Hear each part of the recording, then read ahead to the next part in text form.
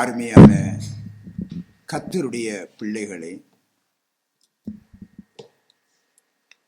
தற்பொழுது இலங்கையிலே இயற்கையின் சீற்றத்தினாலே உண்டான வேதனையான சம்பவங்களை நீங்கள் எல்லாரும் அறிவீங்க. உலகமே அறிந்திருக்கிறது. ஆகவே இதை நாம் அதிகமாக உங்களுக்கு விளக்க வேண்டிய அவசியம் இல்லை. ஒன்று மட்டும் நாம் அறிந்திருக்கிறோம், என்ன?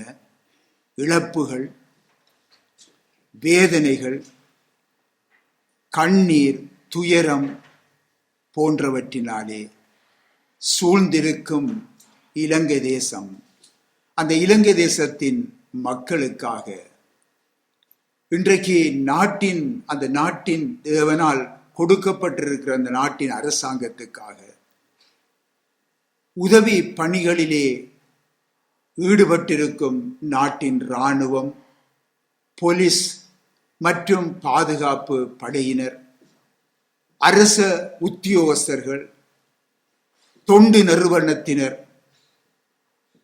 இன்னுமாக தங்களை அர்ப்பணித்து சேவையிலே தங்களை ஈடுபடுத்திக் கொண்டிருக்கும் வாலிப பிள்ளைகள் அனைவருக்காகவும், தேவ பிள்ளைகள் ஆகிய நீங்கள் அனைவரும், நாம் அனைவரும் தேவனை நோக்கி ஜெபிக்க வேண்டும். அருமையானவர்களே, இது நமக்கு தரப்பட்ட, தேவனால் தரப்பட்டுள்ள ஒரு பெரிய மாபெரும் பொறுப்பு மட்டுமல்ல, இன்றைக்கு பாதிக்கப்பட்டுள்ள இலங்கை தேசத்துக்கும் மக்களுக்கும் பல வழிகளிலே உதவி புரியும் உலக நாடுகளுக்காகவும் அதன் தலைவர்களுக்காகவும் நீங்கள் ஜெபிக்க வேண்டிய பொறுப்பு உங்களுக்கு உண்டு, நாம் அனைவருக்கும் உண்டு. அருமையானவர்களே, இன்னுமாக அருமையானவர்களே, மட்டுமல்ல, பாதிக்கப்பட்டுள்ள தேச மக்களுக்கு நம்மால் இயன்ற உதவிகளையும் தேவனுடைய பிள்ளைகள் செய்ய வேண்டிய பொறுப்பு நிச்சயமாக உண்டு. தேவ ஜனமாகிய நமக்கு உண்டு. ஆகவே இன்றைக்கு நம்முடைய சபையின் சார்பிலே உங்கள் சபை அதை செய்யும் என்பதையும் நாங்கள் உங்களுக்கு அறிய தருகிறோம். பிரியமான தேவனுடைய பிள்ளைகளே, நம் கண்களுக்கு முன்பாக இன்றைக்கு ஜனங்கள் படுகிற துன்பங்கள், வேதனைகள் அது சொல்ல முடியாதது. இவ்விதமாக வேதனைகளை அனுபவித்துக் கொண்டிருக்கும் பொழுது, அருமையானவர்களே, இங்கே நாம் கிறிஸ்துமஸ் விழா கொண்டாடி பரிசுகள் வழங்கி நிகழ்ச்சிகளை நடத்தி மகிழ்ந்திருப்பது ஏற்புடையது அல்ல. ஆகவே நம்முடைய சபையானது இந்த வருஷம் இவைகளை நிறுத்தி கர்த்தருக்குள் கிறிஸ்துவின் பிறப்பை தியானிக்க தீர்மானித்திருக்கிறோம். இவைகளை நிறுத்துவது மட்டுமல்ல, இவைகளை நிறுத்துவதன் மூலமாக நாம் செய்கிற அந்த செலவுகளை கூட, அருமையானவர்களே, இவ்விதமான மக்களுக்கு நாம் கொடுத்து உதவ நாம் தீர்மானித்திருக்கிறோம். ஆகவே நாம் கிறிஸ்துவின் பிறப்பை இந்த முறை நாங்கள் கர்த்தருக்கு உள்ளாக நாங்கள் அமைதலாக தேவனுக்கு பிரியமான முறையிலே நாங்கள் செய்ய நாங்கள் தீர்மானித்திருக்கிறோம். கர்த்தருக்கு மகிமை உண்டாவதாக. நம்முடைய ஆண்டவர் இயேசு கிறிஸ்து பிறந்த நாளை இந்த டிசம்பர் 25 உலகம் முழுவதும் நினைவு கூறுகின்ற போது நாமும் கூட அன்றைய நாளிலே கூடி வந்து நாங்கள் அதை நினைவு கூறுவது மிகவும் ஒரு ஆசீர்வாதமாக இருக்கும். அருமையானவர்களே, இதற்கு முன்பாக கிறிஸ்மஸ் விழா போன்றவற்றை குறித்து நாம் தெளிவு பெற வேண்டியது மிக அவசியமாகும்.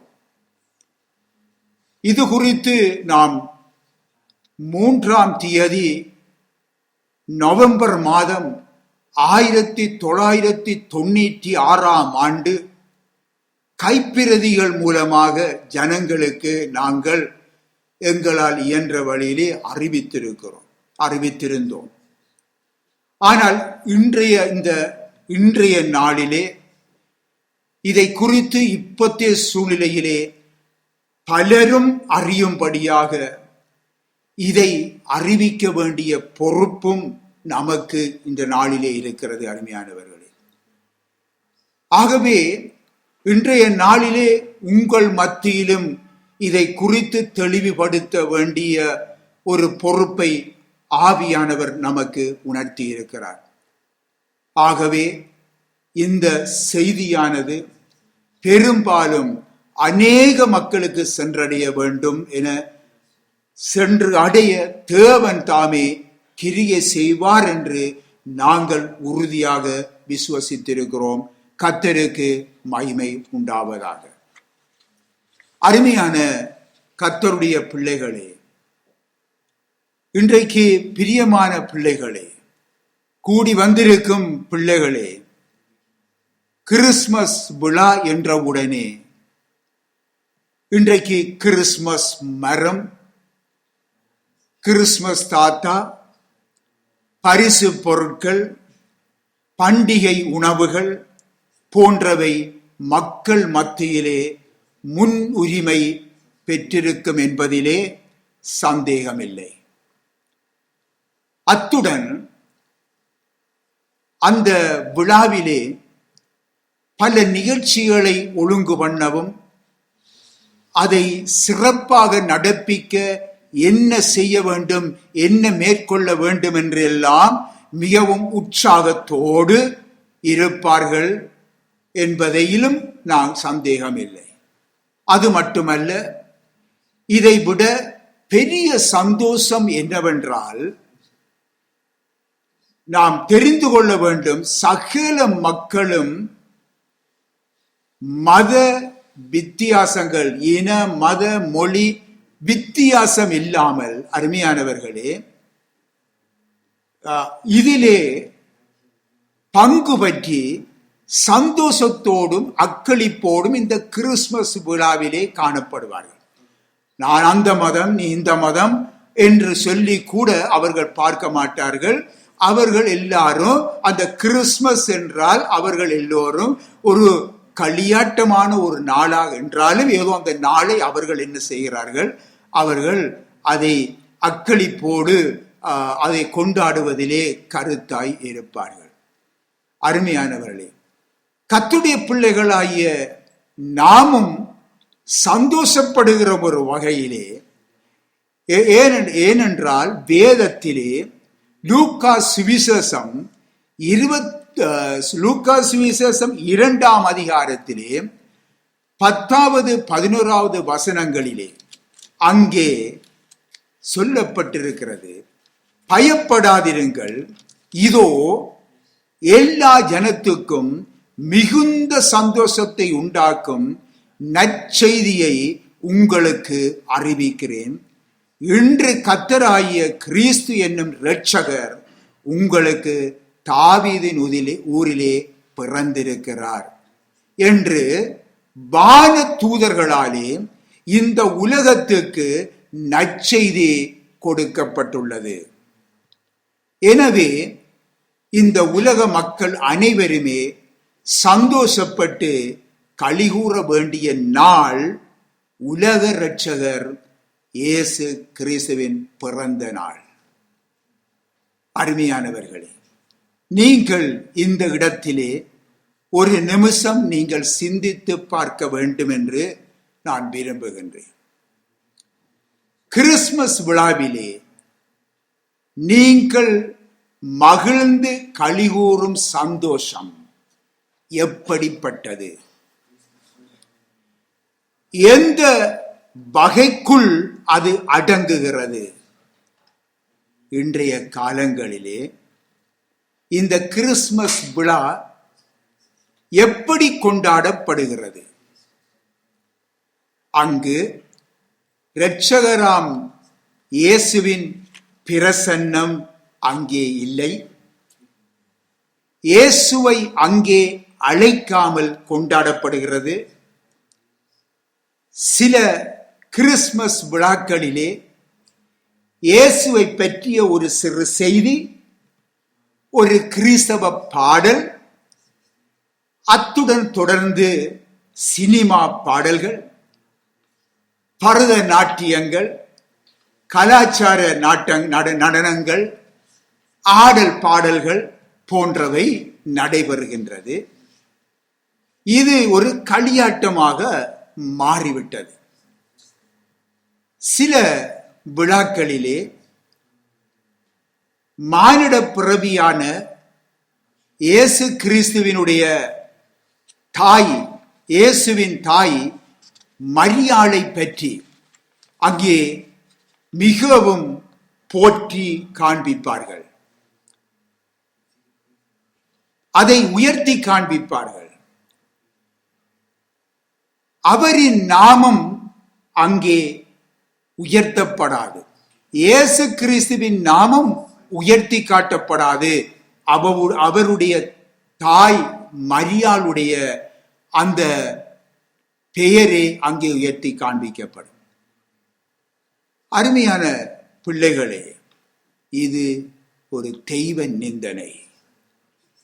இப்படியான விழாக்களிலே விழாவுக்குரியவரான இயேசு அவமதிக்கப்படுகிறார், அவர் துக்கப்படுத்தப்படுகிறார். பிரியமானவர்களே, அன்பானவர்களே, ஒருவருக்கு நீங்கள் பிறந்த தினம் வைபவம் ஒன்றை நீங்கள் கொண்டாட ஒழுங்கு செய்திருக்கிறீர்கள் என்றால், அன்றைய வைபவத்திலே அந்த பிறந்த தினத்துக்குரியவரை நீங்கள் ஒதுக்கி வைத்துவிட்டு அவரை அவமதிக்கும் வகையிலே அவ்விழாவை நடப்பித்தால் எப்படி இருக்கும்? சிந்தித்து பாருங்க. அப்படியானால் அந்த வைபவம் எதற்கு? அந்த வைபவம் யாருக்கு? அருமையானவர்களே, கிறிஸ்துமஸ் விழாவிலே நடைபெறுகின்ற சினிமா பாடல்கள், இன்னும் சில இடங்களிலே காதல் பாட்டுகள், கலாச்சார நடனங்கள், ஆடல் பாடல்கள், பரத நாட்டியங்கள், மதுபான பரிமாறல்கள், மரித்து போன மரியாளை மேன்மைப்படுத்தும் சம்பவங்கள் போன்றவைகளுக்கும் அண்ட சராசரங்களை படைத்த பரிசுத்த தேவனாகிய இயேசு கிறிஸ்துவுக்கும் சம்பந்தம் என்ன என்பதை ஒவ்வொருவரும் சிந்தித்து பார்க்க வேண்டும். கிறிஸ்துமஸ் விழாவில் நாயகன் இரட்சகர் இயேசு என்றால், அருமையானவர்களே, சிந்தித்து பார்க்க வேண்டும். அவர்தான் அதாவது இரட்சகர் இயேசுதான் அந்த விழாவின் நாயகன் என்றால், இன்றைக்கு அதை நீங்கள் உணர்ந்து நடக்க வேண்டும்.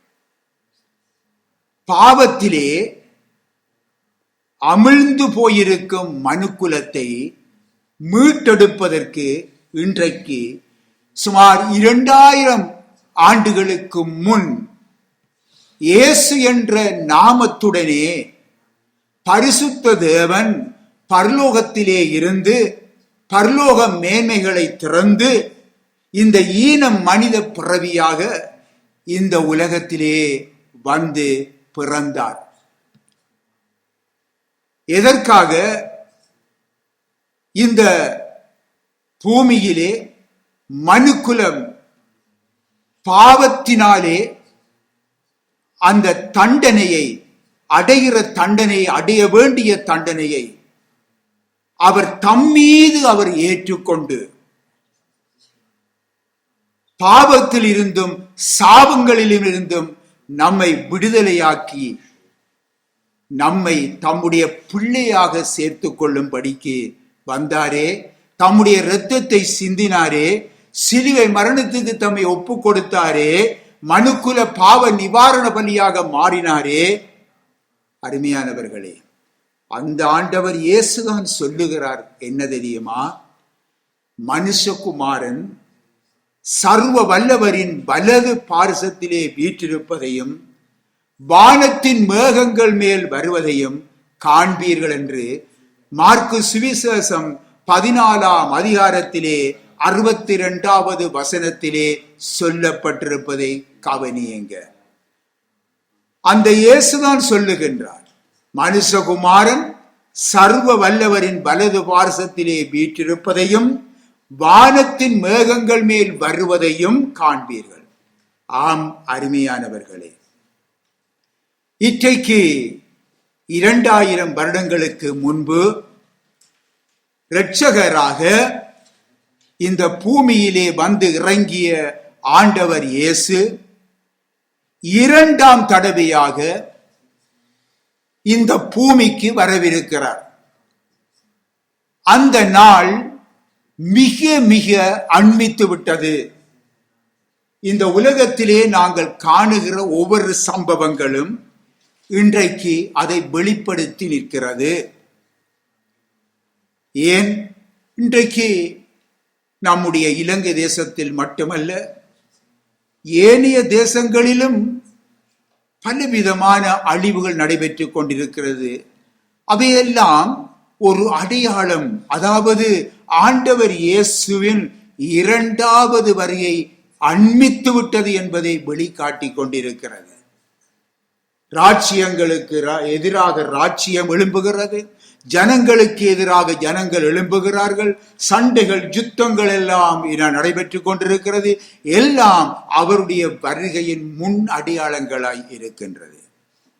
பின்னாகவே ஆண்டவர் இயேசு ராஜாதி ராஜாவாக நீதி செலுத்துகின்ற ஒரு தேவனாக அந்த நாளிலே அவர் வருவார் என்று நாங்கள் பார்க்கும் பொழுது, பராக்கிரமசாலிகள் முதலாய் மனம் கசந்து அலறுவார்கள் என்று சொல்லப்பட்டிருக்கிறது.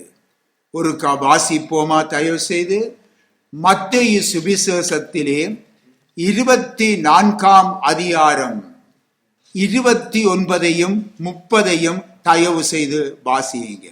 அந்நாட்களின் உபத்திரவம் முடிந்தவுடனே சூரியன் அந்தகாரப்படும், சந்திரன் ஒளியை கொடாதிருக்கும், நட்சத்திரங்கள் வானத்தில் இருந்து விழும். ஆம், சூரியன் அந்தகாரப்படும், சந்திரன் ஒளி கொடாதிருக்கும், நட்சத்திரங்கள் வானத்தில் இருந்து விழும். வானத்தின் சத்துவங்கள் அசைக்கப்படும், வானத்தின் சத்துவங்கள் அசைக்கப்படும். அப்பொழுது மனுஷகுமாரனுடைய அடையாளம், அப்பொழுது மனுஷகுமாரனுடைய அடையாளம் வானத்தில் காணப்படும், வானத்திலே காணப்படும். அப்பொழுது மனுஷகுமாரன் வல்லமையோடும், அப்பொழுது மனுஷகுமாரன் வல்லமையோடும் மிகுந்த மகிமையோடும், மிகுந்த மகிமையோடும் வானத்தின் மேகங்கள் மேல், வானத்தின் மேகங்கள் மேல் வருகிறதை பூமியில் உள்ள சகல கோத்திரத்தாரும், பூமியில் உள்ள சகல கோத்திரத்தாரும் கண்டு புலம்புவார்கள். அருமையானவர்களே, இந்த நாள் மிகவும் ஒரு பயங்கரமான ஒரு நாள். ஆனால் இந்த நாள் நமக்கு ஒரு அக்களிப்பான நாளாக, ஒரு சந்தோஷமான நாளாக, எங்களுடைய இரட்சகரை நாங்கள் காண போகிறோமே என்ற அந்த சந்தோஷமான நாளாக அமைய வேண்டுமாயின் நாம் மனம் திரும்பி நம்முடைய பாவங்களை அறிக்கையிட்டு பிதா குமாரன் பரிசுத்த ஆவியின் நாமத்தினாலே முழுக்கு ஞான ஸ்நானம் பெற்று இயேசுவின் பிள்ளையாக மாறி நாம் இயேசு மூலமாய் பெற்றுக்கொண்ட அந்த ரட்சிப்பை கரைபடுத்தாமல் இறுதி வரை நாம் பாதுகாத்துக் கொள்ள வேண்டும். இந்த நற்செய்தியின் நாளாகவே இந்த கிறிஸ்துமஸ் விழா அமைய வேண்டும். அருமையானவர்களே, அருமையான பிரியமான பிள்ளைகளே, இது மாபெரும் நற்செய்தி. இன்று பெரும்பாலான மக்கள் இயேசுவை இன்றைக்கு என்ன செய்கிறார்கள்? குழந்தையாக தொட்டிலே போட்டு அங்கே ஆராட்டி கொண்டிருக்கிறார்கள். தொட்டிலே படுக்கையிலே போட்டு அழகு பார்க்கிறார்கள். குழந்தை என்று சொல்லி ஒரு குழந்தையை இயேசு குழந்தையாகவே இருக்கிறார் என்று சொல்லி காண்பிக்கிறார்கள். அவ்விதமாக நினைத்து செயல்படுகிறார்கள். அருமையானவர்களே, அவருடைய பிறந்த நாளை கொண்டாடும் இந்த நாட்களிலே அவர் ராஜாதி ராஜாவாக இந்த உலகத்தை நியாயம் தீர்க்க வருகிற நியாயாதிபதியாக இந்த பூமிக்கு வருகிறார் என்பதை மக்கள் நினைத்து பார்ப்பது இல்லை. இன்னும் குழந்தையாகவே போட்டு தொட்டிலில் போட்டு ஆட்டி கொண்டிருக்கிறார்கள். ஒவ்வொரு கிறிஸ்தவனும் இயேசுவின் இரண்டாம் வருகையை எதிர்பார்த்து கொண்டிருக்க வேண்டுமே தவிர அவரை இன்னும் தொட்டிலில் வைத்து ஆட்டி பாடிக்கொண்டு இருக்கக்கூடாது. அன்பானவர்களே, பிரியமானவர்களே, கிறிஸ்துமஸ் விழாக்கள் இயேசுவை இரட்சகராகவும் அவரது வருகையை எடுத்து கூறும் ஒரு நாளாகவும் அமையட்டும். அருமையானவர்களே, உங்களுக்கு ஒரு இரட்சகர் பிறந்திருக்கிறார். அவர்தான் இயேசு. அவர் மீண்டும் வரவிருக்கிறார்.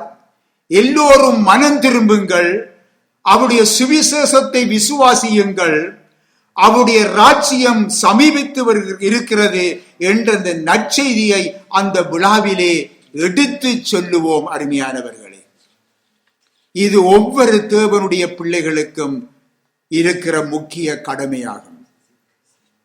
இந்த கிறிஸ்துமஸ் விழாவை, இந்த விழாவானது இன்றைக்கு பல வகை பிரிவினராலே ஒழுங்கு செய்யப்படுகிறது. பல வகை பிரிவினர். அருமையானது, அது பலவிதமான அவர்கள் பலவித மதங்களை சேர்ந்தவர்களாக இருக்கலாம், அல்லது பலவிதமான ஒரு வகையினரை சேர்ந்தவர்களாக இருக்கலாம். இந்த கிறிஸ்துமஸ் விழாவை நான் உங்களுக்கு ஆரம்பத்திலே சொன்னது போன்று எந்த பாகுபாடும் இல்லாமல் எல்லாரும் ஒழுங்கு செய்து கொண்டாடுகிறார்கள். ஆனால் ஆண்டவருடைய பிள்ளைகள், அதாவது மனம் திரும்பி ரட்சிப்பு அடைந்த பிள்ளைகள் கவனிக்க வேண்டிய ஒரு காரியம் என்ன தெரியுமா?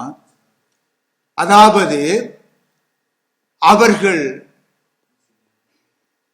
எப்படி நடக்க வேண்டும் என்ற ஒரு காரியத்தை உங்களுக்கு வெளிப்படுத்தி காண்பிக்க விரும்புகிறேன். இவ்விதமான ஆவிக்குரிய வாழ்க்கை வாழுகிற கர்த்தருடைய பிள்ளைகள், நீங்கள் ஏற்றுக்கொண்ட இயேசுவை ஒதுக்கி வைத்துவிட்டு நடத்தப்படுகின்ற எந்த ஒரு கொண்டாட்டங்களிலும் கிறிஸ்துமஸ் விழாக்களிலும் நீங்கள் கலந்து கொள்ளக்கூடாது. நன்றாக கவனித்துக் கொள்ளுங்கள். உங்களுடைய பரம தகப்பன் ஒதுக்கப்பட்டு அவமதிக்கப்பட்டு நடத்தப்படுகிற இடத்திலே அவருடைய பிள்ளைகளாகிய உங்களுக்கு என்ன வேலை என்று சொல்லி கேட்கின்றேன். நீங்கள் ஒவ்வொருவரும் கேட்டு பாருங்கள். உங்கள் பரம தகப்பன் ஒதுக்கப்படும் பொழுது உங்களுக்கு அந்த இடத்திலே, அப்படிப்பட்ட இடங்களிலே நீங்கள் அமர்ந்திருப்பதற்கு உங்களுக்கு உரிமை இல்லை. அருமையானவர்களே, இவ்வித விழாக்களுக்கு நீங்கள் காணிக்கைகளோ நிதி உதவிகளோ செய்து கொடுக்க கூடாது, கொடுத்துதவக்கூடாது. நடைபெறும் சிலர் சொல்லுவார்கள், அங்கே அவர்கள் அழைத்தார்கள், நான் அந்த நிகழ்ச்சியை பார்க்க போனேன். இன்னும் சிலர் சொல்லுவார்கள், அவர்களை திருப்திப்படுத்துவதற்காக சும்மா போயிட்டு வந்தேன் என்று சொல்லுவார்கள். இன்னுமாக சிலர் சொல்லுவார்கள், அங்கு சென்றால் தானே ஆண்டவரை நாங்கள் அவர்களுக்கு சொல்ல முடியும், அதற்காகத்தான் போனோம் என்று பலவித காரணங்களை முன்வைப்பார்கள். அருமையானவர்களே, ஆண்டவரை அறிவிப்பதற்கு உங்களுக்கு தரப்பட்ட நேரங்கள் எல்லாம் நீங்க என்ன செய்வீங்க?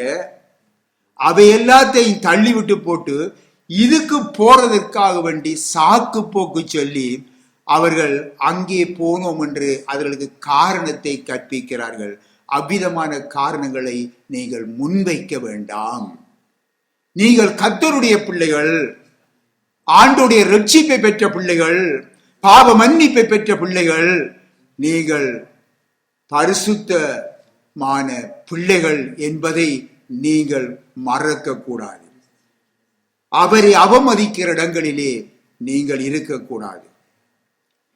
இவ்விதமான காரணங்களை வைத்து ஒருவர் இப்படியான விழாக்களிலே கலந்து கொண்டால் அது கலந்து கொள்வதிலே தவறில்லை என்று சில பேர் சொல்லுவார்கள். அவ்விதமாக நீங்கள் கலந்து கொண்டால் அருமையானவர்களே, தாங்கள் ஏற்றுக்கொண்ட அந்த கிருபையின் தேவனை தம்முடைய தங்கள் காலின் கீழ் போட்டு மிதிக்கிறார்கள் என்று சொல்லித்தான் வேத சத்தியத்திலே நாங்கள் அறிகின்றோம். அத்துடன் அவர்கள் தேவ ஆசீர்வாதத்தையும் அப்படிப்பட்டவர்கள் இழந்து போகிறார்கள்.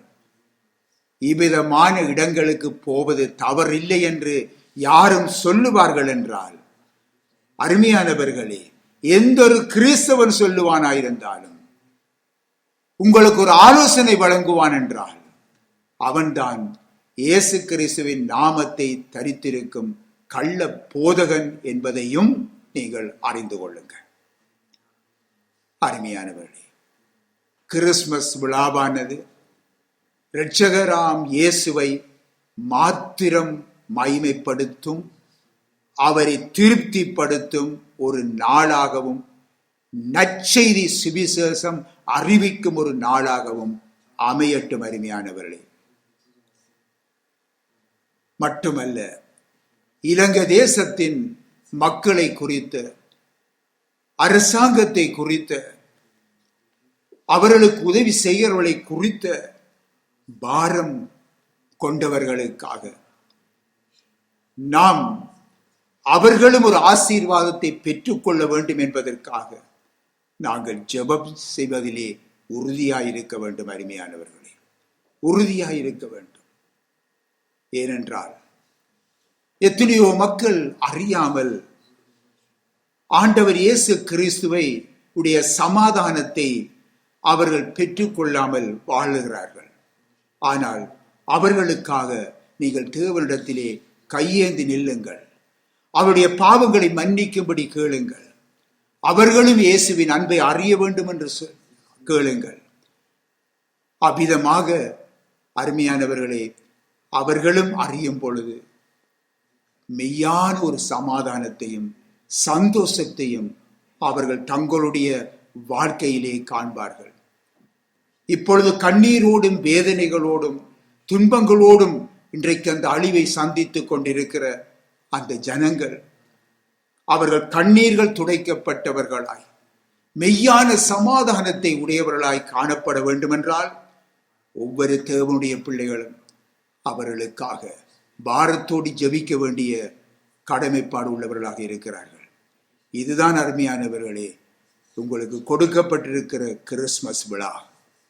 இதுதான் நீங்கள் செய்ய வேண்டிய காரியம். ஆகவே நீங்கள் அந்த ஜனங்களை, அந்த தேசத்தை நீங்கள் நேசிப்பவர்களாக இருந்தால் அருமையானவர்களே, நீங்கள் தேவனுடைய சமூகத்திலே அழுது புலம்பி அந்த ஜனங்களுக்காக கரமேந்தி நில்லுங்கள். அரசாங்கத்துக்காக ஜெபியுங்கள். அங்கே நடைபெறுகின்ற அவர்கள் உதவி செய்கிற அந்த ஜனங்களுக்காக ஜெபியுங்கள்.